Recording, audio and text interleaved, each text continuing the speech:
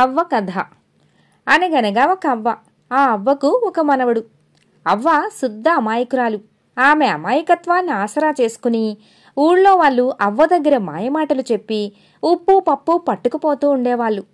అవ్వని ఇల్లు కదల్చకుండా సుఖపెడదామని మనవడు తనే గొడ్డు చాకిరీ చేసి సంపాదించింది కాస్త హుష్కాకి అయిపోతూ ఉండేది. మనవడు చంద్రం అవ్వ మీద కేకలు పెట్టి నానా రాద్ధాంతమూ చేసేవాడు. దీనికి నెమ్మది నెమ్మది ఈ గదిలో మాట ఆ గదిలోకి వినబడకుండా గుట్టుగా సంసారం చెయ్యాలని తెలియదు అనేది అవ్వ మనవడికి బుద్ధులు నేర్పుతూ. పూటపూటకి అమర్చి పెడుతూ ఉంటే నీతులు బాగానే చెబుతున్నావు, గుప్పెడు నూకలు కూడా లేకుండా 3 రోజులు మార్చానంటే ఈ చెప్పే నీతులన్నీ నూతులో పారేసి అమ్మో బాబో అంటూ నువ్వే వీధికెక్కుతావు అనేవాడు చంద్రం అవ్వతో. మనవడి మాటలకు అవ్వ బోసినవ్వు నవ్వుతూ, చాలేరా, కోపం వస్తే ఏదో అంటావే గాని దేవుడు ఒక్కనాటికి కూడా నిన్నలా చేయనివ్వడు అనేది మనవడితో. ఇలా ఉండగా ఒకసారి అవ్వ ఇల్లు ఊడుస్తుంటే ఒక చిన్న తాళం చెవి దొరికింది. ఇది తన మనవడు బట్టలున్న రేకు పెట్టెకు వేసుకునే తాళం చెవి అనుకుంటూ అవ్వ రేకులు పెట్టి తెరిచి చూసింది.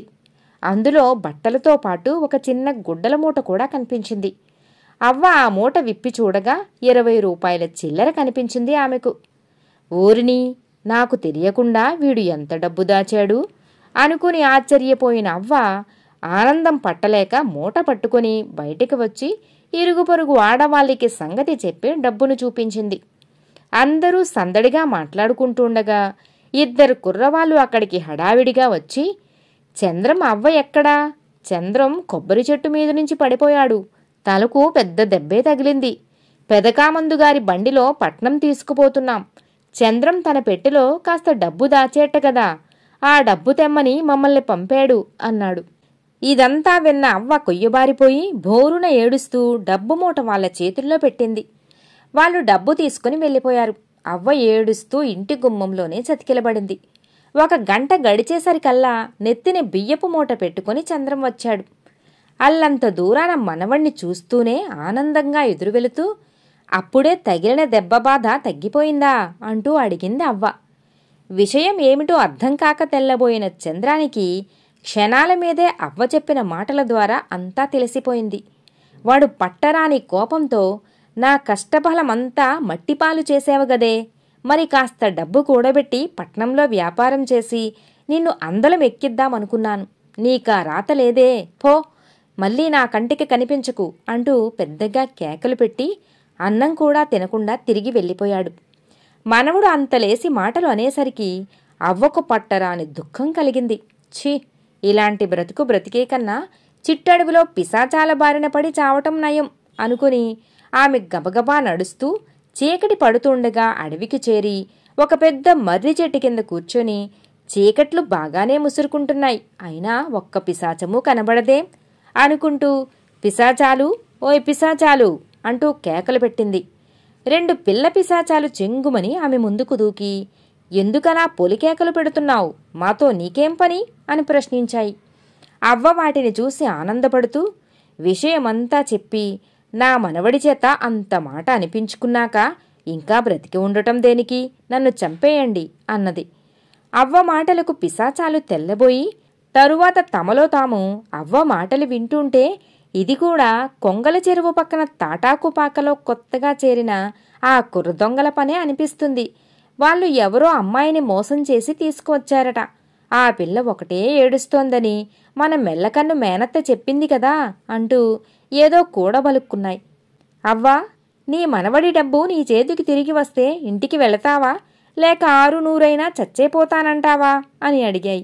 దానికి అవ్వ ఆనందంగా, డబ్బు దొరికితే ఇంటికి ఎందుకు వెళ్ళను, మహారాణిలా వెళతాను అన్నది.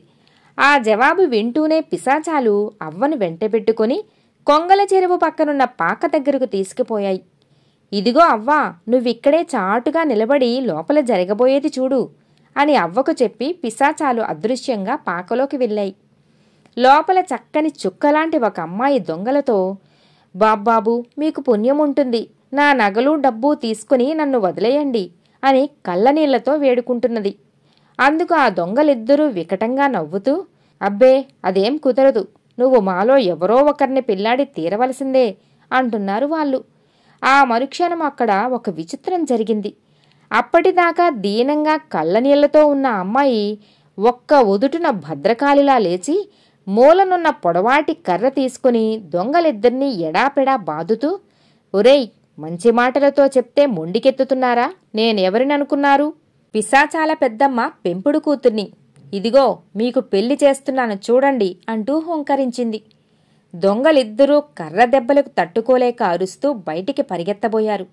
వాళ్ళు గుమ్మం దగ్గరికి రాగానే అక్కడ అదృశ్యంగా నిలబడి ఉన్న పిశాచం వాళ్ళను ఇంకా గట్టిగా పట్టుకుని లోపల అమ్మాయిని ఆవహించి ఉన్న పిశాచం దగ్గరికి తీసుకువెళ్ళింది.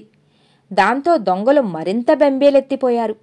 అమ్మాయిని ఆవహించిన పిశాచం అవ్వని లోపలికి పిలిచి దొంగలతో, అవ్వను మోసం చేసి డబ్బు దొరకపుచ్చుకున్నది మీరే కదా అన్నది.